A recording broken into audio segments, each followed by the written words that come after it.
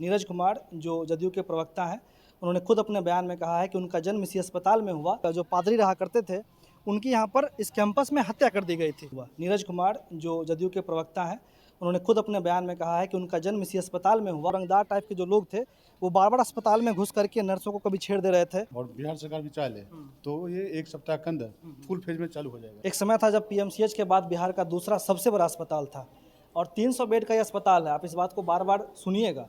और अभी भी अगर आप वर्तमान स्थिति को देखें तो बहुत सारे ऐसे ज़िले हैं जहाँ पर 300 बेड का अस्पताल नहीं है। हम जिस समय अपने ये होश में और आना शुरू हुआ, मतलब घर से बाहर निकलना, तो इस पूरे क्षेत्र में ही नहीं, लगभग 100 किलोमीटर रेंज में चारों तरफ करीब, मतलब कहा जाए तो 10 जिले के लगभग यहाँ पर दिखाने के लिए आते थे। नमस्ते, मेरा नाम अमन शर्मा है और आप द पंचायत देख रहे हैं। इस वक्त हम खड़े हैं मोकामा के नाजरत अस्पताल के बाहर। नाजरत अस्पताल के बाहर एक बोर्ड लगा हुआ है, नाजरत हॉस्पिटल मोकामा लिखा हुआ है। इस बोर्ड पर एक समय ऐसा था जब शान से नाजरत हॉस्पिटल मोकामा का जो नाम है वो लिखा गया था, इसके पहचान को अच्छे तरीके से अंकित किया गया था। लेकिन आज का समय है जब हम आपको बिहार के मोकामा के इस नाजरत अस्पताल को दिखा रहे हैं, जिसकी वर्तमान स्थिति ये है कि 2005 में ये बंद हुआ और 2012 के बाद यहाँ के लोगों ने तब थोड़ा बहुत पहल किया, तो उसके बाद यहाँ पर एक दवाखाना को खोल दिया गया। अगर नाजरत का इतिहास अगर आपको हम शॉर्ट में बताएं तो नाजरत एक अमेरिका की सिस्टर्स सोसाइटी थी, जिन्होंने पहला वेंचर, मतलब कि अमेरिका का ये सोसाइटी था और अमेरिका के बाहर पहला वेंचर था जब उन्होंने बिहार के मोकामा को चुना था और यहाँ पर एक दवाखाना से उन्होंने शुरुआत किया था, यानी कि फ्री में लोग को दवा दे रहे थे। दवाखाना के बाद क्या हुआ कि यहाँ के लोगों ने यहाँ के जो किसान थे उन्होंने ज़मीन दिया और करीब 100 एकड़ में आज ये अस्पताल फैला हुआ है। लेकिन बिहार का दुर्भाग्य ये है कि इस कोरोना काल की स्थिति में भी ये अस्पताल नहीं खोला है, जबकि यहाँ के लोग काफ़ी साल से ये पहल कर रहे हैं कि इस अस्पताल को खोला जाए। और 300 बेड का ये अस्पताल एक समय में हुआ करता था। 2005 ईस्वी में ये अस्पताल जो है वो धीरे धीरे बंद होना शुरू हुआ और 2012 तक पूरी तरीके से बंद हो गया। 2012 में लोगों ने पहल किया, जिसके बाद ये हुआ कि एक दवाखाना यहाँ पर खोल दिया गया, एक डॉक्टर को यहाँ पर बैठा दिया गया और वर्तमान स्थिति इसकी ये है कि 300 बेड का जो अस्पताल था वो 300 बेड का अस्पताल आज किसी भी काम का नहीं है। इसके अंदर बाकायदा आप ये समझिए कि पटना में जो पीएमसीएच है, पीएमसीएच के बाद ये बिहार में दूसरा ऐसा स्वास्थ्य केंद्र था जहाँ पर लोग विश्वास करते थे, जहाँ पर लोग विश्वास से आते थे।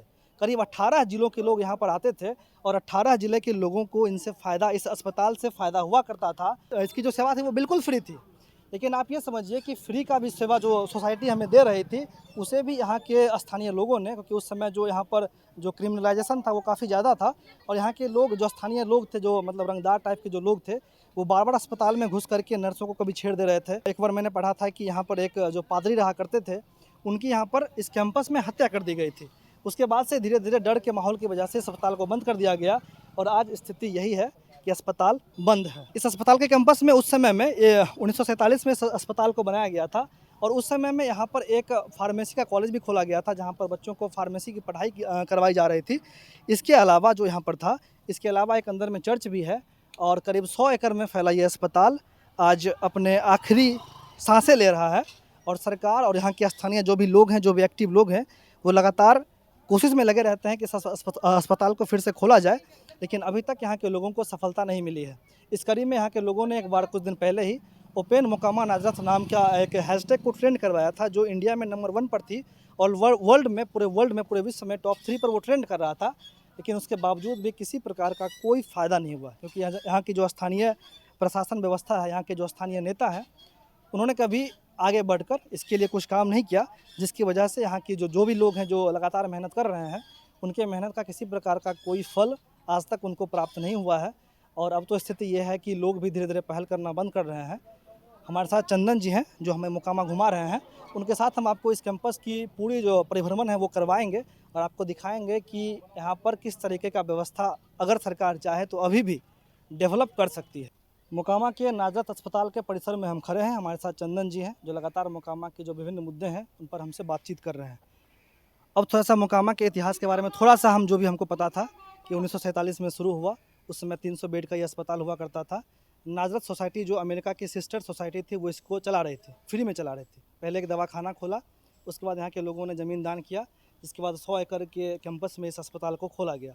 अब थोड़ा सा उस परिवेश पर बात करेंगे। जब ये अस्पताल खुला हुआ करता था, क्योंकि आपको अब उस समय अगर यहाँ पे एक्टिव होंगे तो आप भी आते होंगे अस्पताल में। जी।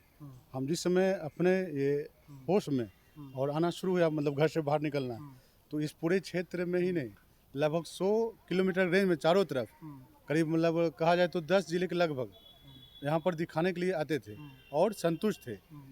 दुर्भाग्यवश विगत जब इस समय क्राइम बढ़ा, उसी समय से धीरे धीरे यहाँ पे घटना शुरू हुआ। ये कौन सा साल था?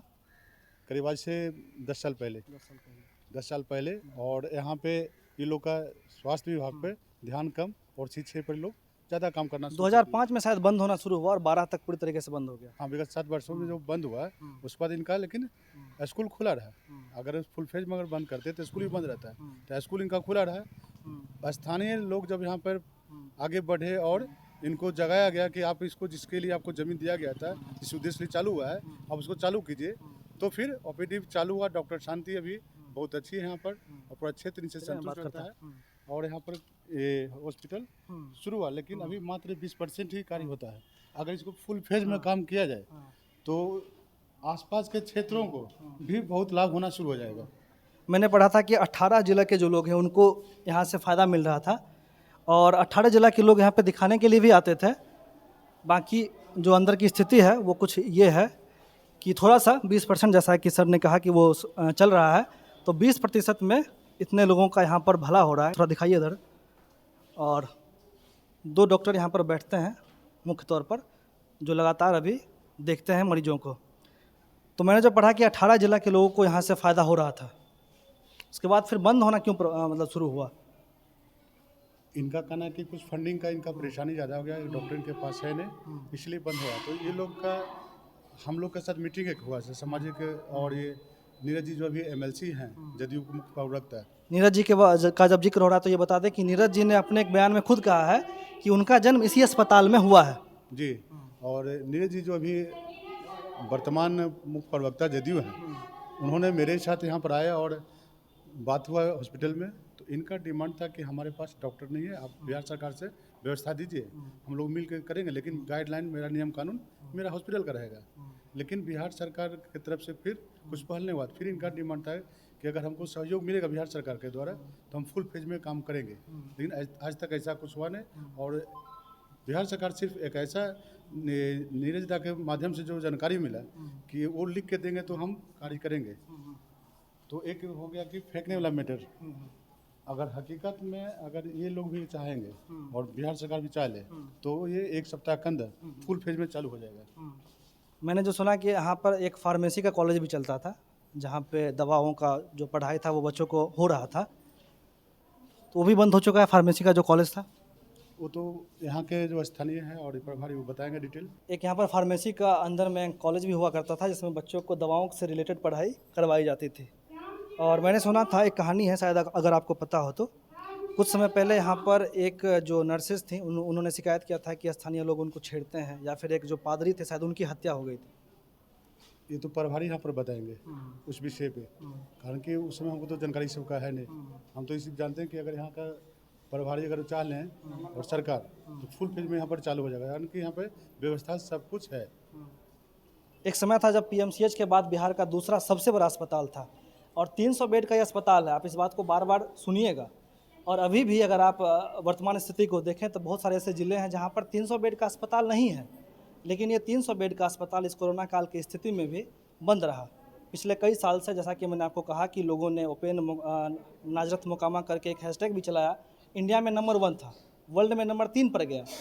मतलब कि देश और विश्व स्तर के जितने भी बड़े नेता होंगे, जितने भी बड़े पदाधिकारी होंगे, उन सब तक ये खबर पहुंची होगी, लेकिन अब तक किसी भी प्रकार का कोई भलाई नहीं हुआ। नीरज कुमार जो जदयू के प्रवक्ता हैं, उन्होंने खुद अपने बयान में कहा है कि उनका जन्म इसी अस्पताल में हुआ, लेकिन वो भी जब आज अपने पावर में हैं, जब उनके पास पावर है, तो वो भी सिर्फ जो आकर के यहाँ के लोगों के बारे में सिर्फ बोलते हैं, और जब जाते हैं अपने नेता लोग के बीच बैठते हैं तब इसकी चर्चा करते हैं या नहीं करते हैं, इसका पता तो मुझे नहीं है। तो मोकामा के नाजरत अस्पताल के कैंपस में हम खड़े हैं और आप द पंचायत देख रहे हैं। मोकामा के विभिन्न मुद्दों पर आपको लगातार ये कवरेज देखने को मिलेगी, इसलिए बेहतर है कि आप हमारे पेज को फॉलो कर लें, सब्सक्राइब कर लें। धन्यवाद।